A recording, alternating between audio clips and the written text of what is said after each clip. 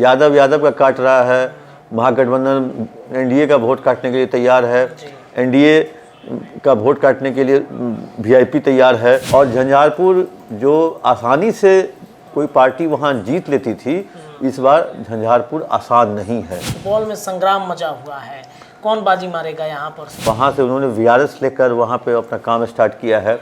तो सुपौल भी बहुत आसान नहीं है जेडीयू के लिए, क्योंकि सुपौल में अगर बैद्यनाथ मेहता अगर वोट काटेंगे तो वो नुकसान होगा जेडीयू को। पनोरमा ग्रुप, जो सोचता है वो करता है, आपके अपने सपनों का आशियाना।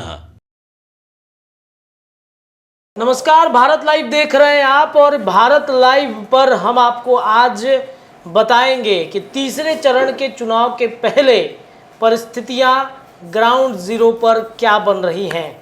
तीसरे चरण के चुनाव में जो सीटें हैं, इन सीटों पर कौन बाजी मार रहा है, संग्राम किस पर कितना ज़्यादा मचा हुआ है।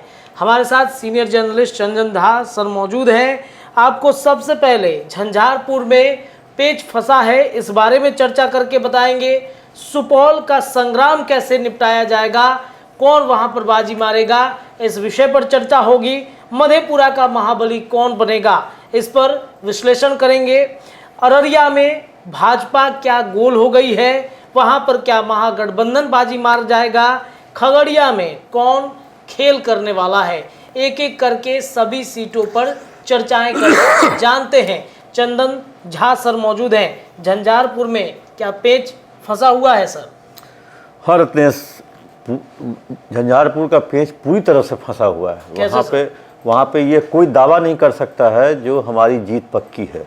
चाहे वो वीआईपी को सीट गया है सुबन महासेठ, चाहे वो वहाँ के जो वर्तमान सांसद हैं जो जेडीयू के हैं, और सबका पेच फंसा दिया है गुलाब यादव, जो कि पहले निर्दलीय थे, बाद में उनको मिल गया हाथी छाप।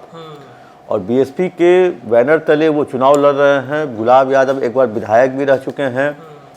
तो अगर गुलाब यादव पेच फंसाते हैं तो महागठबंधन को परेशानी हो सकती है।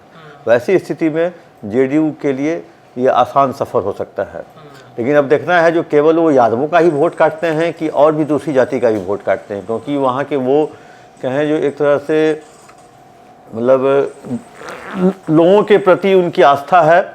उन्होंने वहाँ एक बार विधायक मतलब वो रहे 15 में, उसके बाद उस दौरान वो काम भी किए। उनकी बेटी भी मधुबनी की जिला परिषद की अध्यक्ष है, उनकी पत्नी भी बहुत एक्टिव पॉलिटिक्स में है। तो वैसी स्थिति में गुलाब यादव एक बड़ा फैक्टर है। अब वो तो 4 तारीख को तय होगा जो वहाँ से कौन जीतेगा। फिर सुमन महासेठ, जो कि एक कहें जो वैश्य जाति से भी उनको कहा जाता है, तो वो अगर वोट काटते हैं तो वो एनडीए को मतलब एनडीए को उससे नुकसान हो सकता है ना, क्योंकि एनडीए उस पर दावा करती है जो उसका वोट काटेंगे। हाँ, बिल्कुल। तो वो मतलब एनडीए को उसका नुकसान हो सकता है। और वैसे भी महागठबंधन भी लवकुश में सेंधमारी कर चुकी है। तो वैसी स्थिति में मतलब पूरा मिला के कहे जो वहाँ खिचड़ी हो गया है। यादव का काट रहा है, महागठबंधन एनडीए का वोट काटने के लिए तैयार है, एनडीए का वोट काटने के लिए वीआईपी तैयार है। तो एक तरह से कहें जो पूरी तरह से वहाँ पे पेच फंसा हुआ है। और झंझारपुर जो आसानी से कोई पार्टी वहाँ जीत लेती थी, इस बार झंझारपुर आसान नहीं है जेडीयू के लिए। जेडीयू का मामला वहाँ फंस सकता है। झंझारपुर में मामला अटका हुआ है अभी भी जदयू का। तो सुपौल का संग्राम सर, सुपौल में संग्राम मचा हुआ है, कौन बाजी मारेगा यहाँ पर सुपौल? देखिए, सुपौल पे भी जेडीयू का सीट है जी, और सुपौल में जेडीयू का सीट है। वहाँ पे आमने सामने की टक्कर पहले थी, लेकिन बीच में एक निर्दलीय आ गए हैं बैद्यनाथ मेहता। बैद्यनाथ मेहता वहाँ पे लगातार वहाँ कैंप किए हुए हैं, वहाँ लोगों से मिल रहे हैं, उनकी अच्छी पकड़ है। वो भी आईआरएस थे, इंडियन रेवेन्यू सर्विस में थे। वहाँ से उन्होंने वीआरएस लेकर वहाँ पे अपना काम स्टार्ट किया है। तो सुपौल भी बहुत आसान नहीं है जेडीयू के लिए, क्योंकि सुपौल में अगर बैद्यनाथ मेहता अगर वोट काटेंगे तो वो नुकसान होगा जेडीयू को। वहाँ पे नुकसान महागठबंधन को नहीं होगा, क्योंकि महागठबंधन ने वहाँ एक शायद चंद्रहास चौपाल, हाँ, तो चंद्रहास चौपाल को दिया है टिकट। तो वहाँ पे महागठबंधन थोड़ा सा मजबूत स्थिति में दिख रही है। लेकिन अब बैद्यनाथ मेहता जो है वो एनडीए का वोट काटते हैं कि महागठबंधन का, लेकिन काटेंगे जरूर। मतलब ऐसी नहीं है जो वो उनको भी कम वोट आएगा। बैद्यनाथ मेहता भी लगभग अच्छा वोट लाएंगे, क्योंकि 13 सालों से 2 सालों से मेहनत कर रहे हैं इस क्षेत्र में, पकड़ मजबूत है। यादव उनके साथ है, यादव के साथ जो वैश्य वोट है वो उनके साथ है, मुस्लिम वोट उनके साथ में है। तो एक अच्छा खासा वोट अपने तरफ वो ट्रांसफ़र करने की ताकत रखते हैं। शायद इस वजह से वहाँ पर संग्राम मचा हुआ है। हाँ, संग्राम मचा हुआ है। लेकिन एक चीज़ आपको हम बता दे रहे हैं, जो वैश्य, लवकुश, ब्राह्मण, भूमिहार, राजपूत इधर उधर हो भी सकते हैं, लेकिन बिहार में जो MY समीकरण है वो अंतिम समय में अपने ही कैडर में वापस जाते हैं। तो इसीलिए हाँ, कहीं कहीं अपवाद है, कहीं कहीं अपवाद हो जाता है, वो क्षेत्रवाद होता है अपवाद। लेकिन जो कोसी का इलाका है, जो कहा जाता है, जो सहरसा, सुपौल, मधेपुरा, ये सब जो इलाका है, जो कोसी का इलाका है, कोसी में जहाँ पे यादवों की बहुलता है, वहाँ पे कोसी के इलाके में लगातार मधेपुरा में तो लगातार यादव ही रहे। शरद यादव कई टर्म रहे, लालू यादव भी वहाँ से लड़े। तो कहें तो वहाँ पे विजेंद्र यादव सुपौल के MLA हैं, तो वो भी यादव हैं। अभी जो मधेपुरा के MLA हैं चंद्रशेखर, वो भी यादव हैं। तो वो यादवों का बेल्ट है। तो यादव का बेल्ट है, तो यादवों का बेल्ट अभी भी यादव जो है, अभी भी लालू यादव को अपना नेता कहीं ना कहीं मानता है। उसमें अगर कोई दावा करता है जो हम सेंधमारी कर रहे हैं, तो ये दावा हो सकता है क्षेत्रवाद गिरधारी यादव जैसे जेडीयू के, तो वो हो सकता है बांका में कुछ वोट अपने लिए ले लिए हों, क्योंकि वो पर्सनल कैंडिडेचर पर भी डिपेंड करता है। अब जैसे अजीत शर्मा कांग्रेस में हैं, वहाँ भूमिहार वोट, तो वो वहाँ उनको भूमिहार कांग्रेस दे सकता है, उस पर एनडीए दावा नहीं कर सकती है। इसीलिए एक तरह से कहें जो एनडीए, और अब जैसे आपको महाराजगंज में आकाश सिंह को जो कुछ अपना जाति का वोट तो मिलेगा ही ना, तो सिंपैथी रहती है जो मेरे जात का खड़ा रहता है। राजपूत भूमिहार का एक बहुल क्षेत्र है। हाँ, तो वैसे में आकाश सिंह को मिलेगा भूमिहार का वोट, वहाँ एनडीए नहीं दावा कर सकती है, सिग्रीवाल नहीं दावा कर सकते हैं।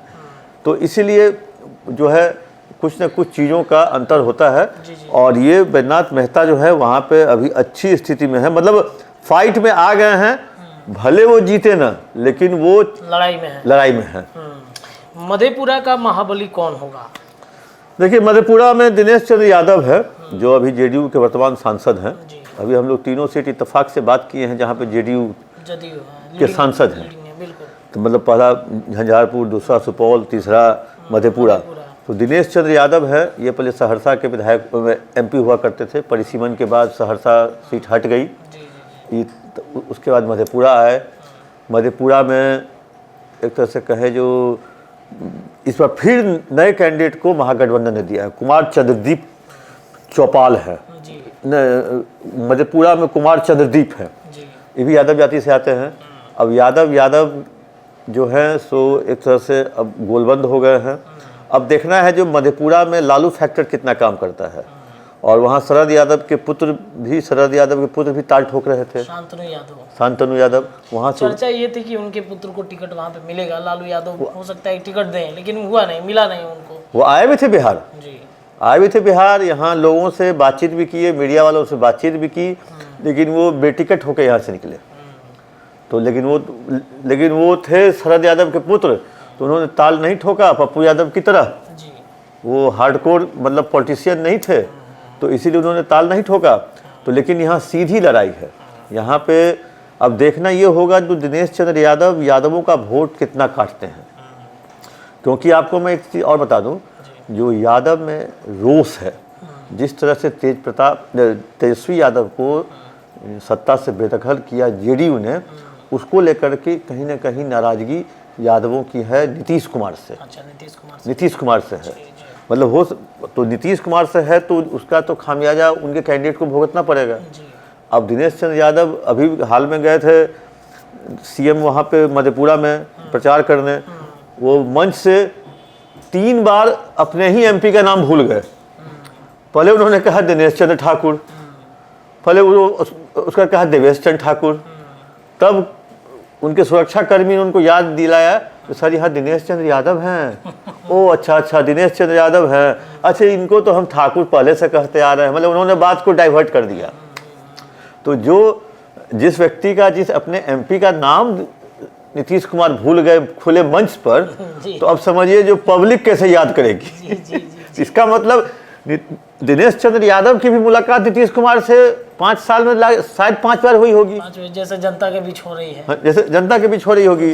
तो इसीलिए शायद नाम भूलने का एक ये भी कारण हो सकता है। तो इसलिए यहाँ पे भी अब यादव वोट डिसाइडेड वोट है, क्योंकि मल्लाह तो नीतीश कुमार के साथ नहीं जाएगा, क्यों मुकेश सहनी लेके जा रहे हैं अपने साथ। अब नहीं, यहाँ भी हम रोकेंगे आपको। मुकेश सहनी मल्लाह का वोट ट्रांसफर करवा रहे हैं कि नहीं करवा रहे हैं, उस पर डिपेंड कर रहा है। सन ऑफ मल्लाह अपने आप को कहते हैं, सन ऑफ मल्लाह है, लेकिन आज तक किसी पोखरा में उतरे नहीं मछली पकड़ने के लिए, लेकिन कह रहे हैं जो हम मल्लाह जाति से हैं, हम मल्लाह के नेता हैं। अब कौन मल्लाह उनको नेता मान रहा है ये तो हम नहीं जान रहे हैं, लेकिन अब वो आज तक किसी पोखरा में, नदी तो छोड़ दीजिए, किसी पोखरा में नहीं उतरे होंगे मछली मारने के लिए, मछली पकड़ने के लिए। अब यहाँ भी हेलीकॉप्टर से घूम रहे हैं। अब सुनते हैं जो 5 करोड़ का रथ से भी घूमते थे, रथ से बनवाया था उन्होंने। हाँ, रथ तो आजकल हर पार्टी का फैशन हो गया घूमने का।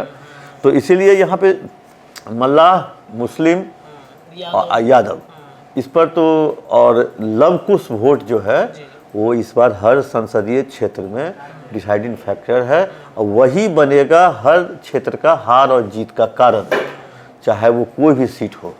लव कुश वोट को लालू यादव ने छटका लिया अपने तरफ, तो ये तो एक है। तो इसमें अररिया में, अब मधेपुरा के बाद अररिया की तरफ बढ़ते हैं। अररिया में क्या होगा सर? भाजपा के सांसद तो है वहाँ पर, लेकिन बड़ा मतलब हम सुन रहे हैं कि नाराजगी है लोगों के मन में भी। अररिया में क्या महागठबंधन बाजी मारेगा या कौन बाजी मारेगा वहाँ पर? देखिए, महागठबंधन ने वहाँ से मुस्लिम कैंडिडेट दिया है। अररिया, किशनगंज, कटिहार, ये सब के बॉर्डरिंग इलाके में पड़ता है, जैसे नेपाल से भी सटा हुआ है। तो कहीं ना कहीं यहाँ पे मुस्लिम वोट जो है वो एक साथ अगर गिर गया महागठबंधन को यादव के साथ, तो प्रदीप सिंह थोड़ा सा दूर रहे लोगों से।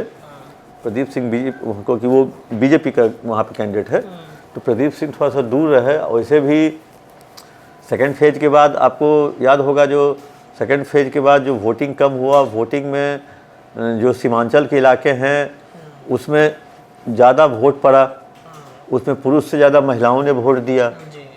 और आप देखे होंगे लाइन में जो मुस्लिम महिलाएं बुर्का पहन के वोट दे रही थी। तो ये एक फैक्टर भी डिसाइड हो सकता है अररिया में। और अररिया में कहें जो प्रदीप सिंह के प्रति लोगों की नाराज़गी जो है वो भी डिसाइडिंग फैक्टर है। फिर लव कुश का वोट, फिर सवर्ण का वोट। तो एक तरह से कहे जो हम आपको पहले बोल दिए ना, जो इस बार 40 बिहार की सीट जो है वो आसान नहीं है। कोई कह ले अगर हम आसानी से निकल जाएं तो हम ये कहना मुश्किल होगा। मतलब आसानी से हो सकता है जो 1-2 सीट जो परंपरागत सीट है बीजेपी की वो निकल जाए, वो आसान है। लेकिन टक्कर है इस बार। हाँ, इस बार टक्कर है, हर एक सीट पे टक्कर है। सीट पर है। खगड़िया का किंग कौन? खगड़िया का किंग इस बार देखना होगा। जो लवकुश वोट अगर भी रामविलास की पार्टी को मिलता है तब तो रामविलास की पार्टी के जो कैंडिडेट है वो अभी एज लिए हुए हैं, क्योंकि खगड़िया में राजेश वर्मा हैं जो भागलपुर के रहने वाले हैं बेसिकली। राजेश वर्मा वहाँ पे खगड़िया में आ गए और वहाँ सीपीएम से कोई ये सीट दी गई है, सीपीएम के संजय, फिर यहाँ भी कुशवाहा दिए गए हैं। तो ये कुशवाहा लव कुश फिर अगर हावी हो रहा है यहाँ पे सीपीएम के तरफ हावी हो गया, क्योंकि सीपीएम का वो कैडर वोट नहीं है लव कुश, लेकिन हो सकता है जो कुशवाहा उसके जाति का कैंडिडेट है और अगर वो उन पर चढ़ गया तो वहाँ थोड़ी समस्या टक्कर है। वही देख रहे हैं जो चिराग की पार्टी को लव कुश का वोट मिला, वैसे वहाँ भी सीएम गए हैं, मतलब वहाँ भी बहुत सारे बड़े बड़े नेता गए हैं। इस बार एनडीए का पूरा परिवार सर मजबूत है, पूरा हर कैंडिडेट के लिए पूरा एनडीए का कुनबा उतर जा रहा है प्रचार प्रसार करने के लिए, तो ये एक बड़ा फैक्टर होगा मुझे लगता है जीत दिलाने के लिए। हाँ, देखिए जैसे आज ही प्रधानमंत्री बिहार में दरभंगा में उनकी रैली है, और दरभंगा की रैली इसलिए उन्होंने दरभंगा में रखा है जो दरभंगा से 40 किलोमीटर पे झंझारपुर है, 30 किलोमीटर पे मधुबनी है, 45 किलोमीटर पे समस्तीपुर है, जी। फिर उसके बाद दरभंगा से 55 किलोमीटर पे मुजफ्फरपुर है। तो सेंटर पॉइंट चुना उन्होंने दरभंगा। तो सेंटर पॉइंट दरभंगा चुना जो इस चारों पांचों सीट पर उसका असर पड़े। तो लेकिन आज 2 बजे उनकी रैली है, तो कहीं ना कहीं इस चारों पांचों सीट को प्रभावित प्रधानमंत्री की रैली करेगी, उसके वोटरों को आकर्षित करेगी। उनके वोटर जो है तो हो सकता है किसी कारण से वहाँ पहुँच भी जाएं, किसी भी माध्यम से। तो इसलिए वो रैली प्रधानमंत्री के। फिर जेपी नड्डा भी लगातार आ रहे हैं, अमित शाह भी आए हैं, राजनाथ सिंह तो 2 या 3 बार आ गए राजनाथ सिंह। तो वैसी स्थिति में केंद्रीय स्तर का बीजेपी का नेता बिहार के लगातार दौरे पर है। और बिहार का जो बीजेपी का जो नेता मंगल पांडे की भी रैली लग रही है, सम्राट चौधरी हर एक दिन निकल रहे हैं, विजय सिन्हा रोज निकल रहे हैं। तो ऐसे में जीतन राम मांझी भी इस एज में, इस उम्र में वो भी प्रचार प्रसार कर रहे हैं, चिराग भी रोज निकल रहे हैं। लेकिन एक सबसे खास बात एक और बता दें, एनडीए का पूरा कुनबा और इधर मात्र तेजस्वी ने कल तो साफ कह दिया ना, जो मैंने हेलीकॉप्टर को ट्रैक्टर बना दिया। और अब तक 97 सभा कर चुके हैं कल तक, और आज फिर होगी सभा। वैसे उनके कमर में दर्द है। तो इस बार कहीं ना कहीं लड़ाई सीधी कहीं आसान नहीं है। ये आपको रत्नेश जी मैं आपको बता दूं, जो कोई ये कहते जो आसान लड़ाई, अरे पटना साहिब में आसान लड़ाई नहीं है, जो बीजेपी की परंपरागत सीट रही है जी। ऐसे कैंडिडेट को टिकट यहाँ दे दी है कांग्रेस ने, तो कम से कम कुछ तो परेशान जरूर करेगा। देखिए, तो इन सीटों पर हमने चर्चा की है। जो सीटें हैं पहले चरण की, जो इन सीटों को लेकर के चर्चाएं काफ़ी दिनों से चल रही थी, इस पर चंदन झा सर ने बताया है कि कहां पे कौन जीत रहा है, मार्जिन क्या है, लड़ाई कैसे होगी, इस पर चर्चाएं हमने की है। और भी चर्चाएं सीटों पर हम निरंतर करते रहेंगे। फिलहाल के लिए इतना ही। जुड़े रहिए भारत लाइव के साथ। धन्यवाद। पनोरमा ग्रुप, जो सोचता है वो करता है। अगर ये वीडियो पसंद आई और वह बिहार के राजनीति और बिहारियत से सरोकार रखेनी तो सब्सक्राइब बटन दबा के चैनल के सब्सक्राइब कर ली। ओजे एगो घंटी बा, ओकरा बटन दबा देला से कुल सटीक और मारक खबर रुआ मुफ्त में मिल जाई। अगर रुआ पत्रकारिता के हमनी के नया प्रयोग में सहयोग कर चाहतानी तो ज्वाइन बटन दबा दी। पेटीएम नंबर नोट कर ली 9386816700। धन्यवाद।